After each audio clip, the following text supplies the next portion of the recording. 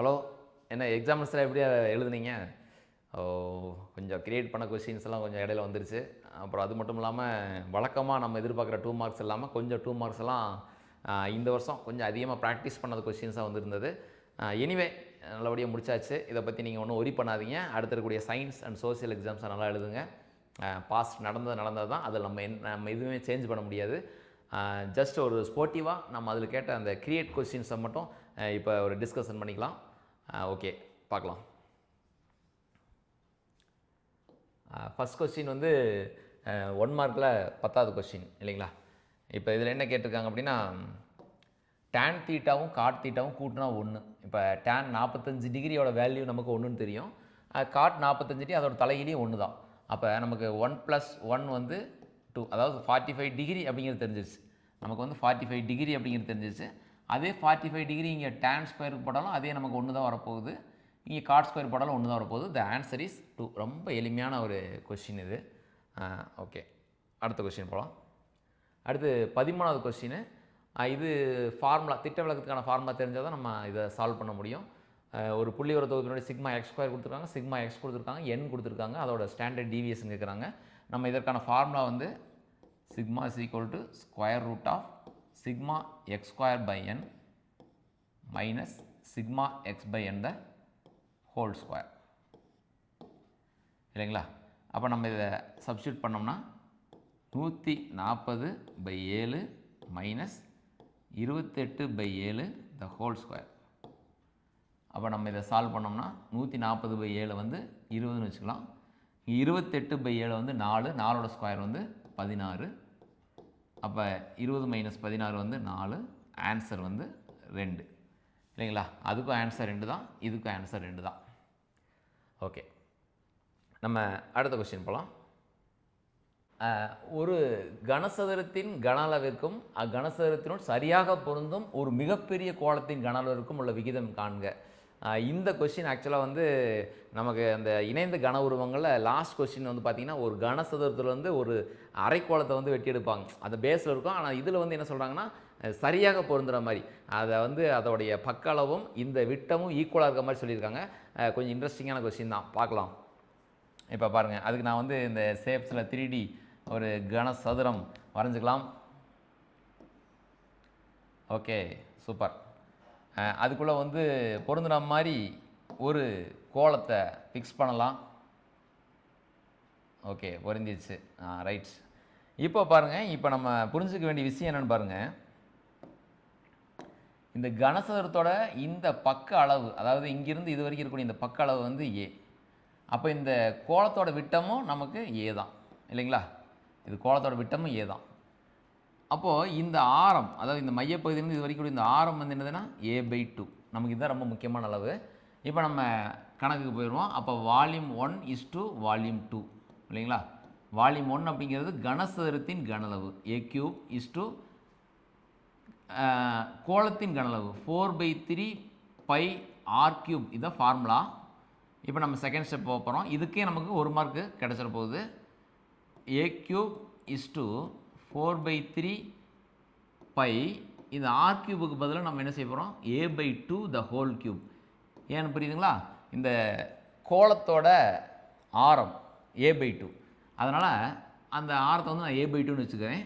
அப்போ இங்கே பாருங்கள், A³ 4/3 π A³/8 சரிங்களா? இப்போ பாருங்கள், இந்த A³ அடிபடுற போது இங்கே 1 நாள் 4, 2 நாள் 8. அப்போ எல்லாத்தையும் சுருக்கணும்னா 1:π/6 சரிங்களா?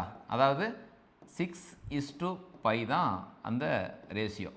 6:π தான் ரேஷியோ. சார், இதோட விட்டாலே மார்க் கிடச்சிருன்னு நினைக்கிறோம். மார்க் அலாட்மெண்ட் வந்தாலும் தெரியும். இப்போ அடுத்து வந்து இந்த பையோட வேல்யூ சப்ஸ்டிட் பண்ணால் என்ன கிடைக்குதுன்னு பாருங்கள். பையோட வேல்யூ சப்ஸ்டிட் பண்ணால் π=22/7. அது எப்படி பண்ணால் 742:22. இதை சுருக்கணும்னா நமக்கு என்ன வருது? இதுதான் ஃபைனல் ஆன்சர். இதை சுருக்கணும்னா 21:11 சரிங்களா? 42:22 ஷார்ட் பண்ணால் 21:11 இதுதான் ஃபைனல் ஆன்சர். ஓகேங்களா? அப்போ இங்கே பாருங்கள், நம்ம ஃபார்முலா எழுதியிருந்தால் 1 மார்க்கு வரப்போகுது. 6:π ஆர் 21:11 இதில் இருந்தால் 1 மார்க் வரப்போகுது. இப்படி தான் வரும்னு நான் எதிர்பார்க்குறேன். பொறுத்து இருந்து பார்ப்போம். அடுத்த கொஸ்டின் போயிடலாம். ஸோ அடுத்த கொஸ்டின் பாருங்கள். இது 42வது வினா. அதாவது நமக்கு ஒரு இருபடி சமன்பாடு எப்பயுமே மூலங்களுடைய தன்மை வரும். இந்த டைம் வந்து சூப்பராக வந்து ஒரு இருபடி சமன்பாடு ஆல்ஃபா ப்ளஸ் பீட்டா, இது ஃபுல்லாகவே ஒரு எக்ஸசைஸ் ஃபுல்லாகவே இந்த ஆல்ஃபா பீட்டா தான் இருக்குது.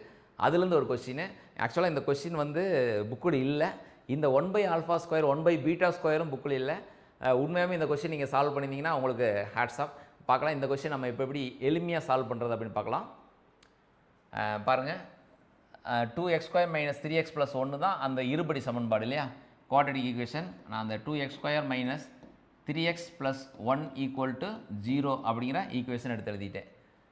இதை நான் என்ன செய்ய போகிறேன்னா, இதை நான் காரணிப்படுத்த போகிறேன். ஆக்சுவலாக இதனுடைய மூலங்கள், இதோடைய ஜீரோஸ் என்னங்கிறத நான் ஃபஸ்ட்டு கண்டுபிடிக்க போகிறேன்.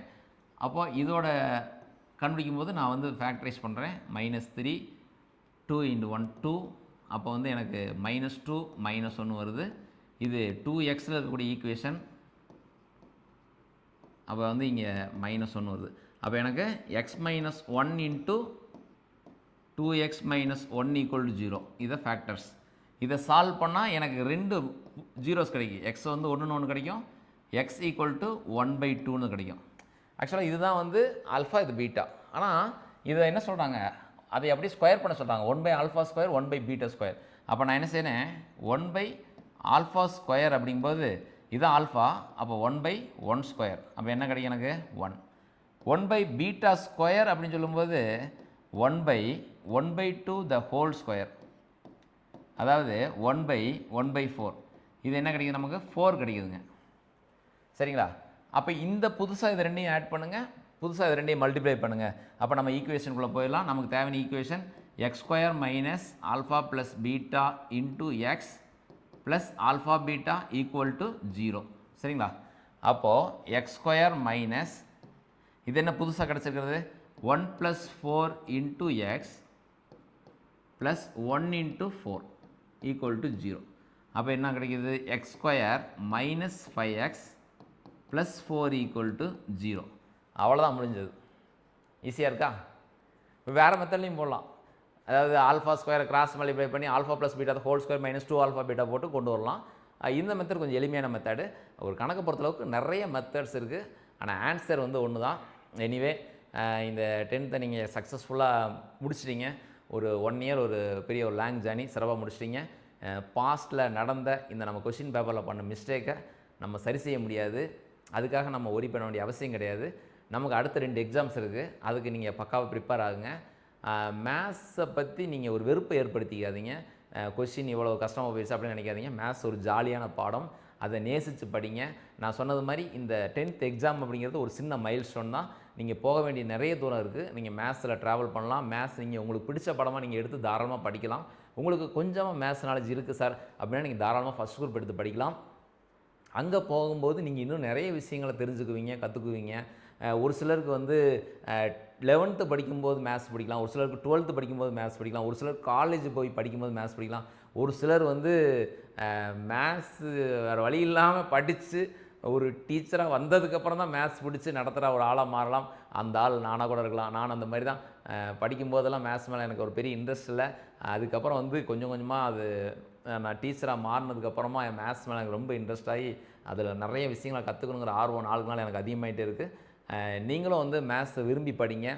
கணித மேதை ராமானுஜன் அவர்கள் இந்த பிறந்த அந்த மண்ணில் நிறைய மேத்ஸ் ஸ்டூடெண்ட்ஸ் உருவாகணும். அதுதான் என்னுடைய ஆசை. அனைவருக்கும் நன்றி. நீங்கள் சிறப்பாக படித்து 11th ஃபஸ்ட் குரூப் எடுங்க.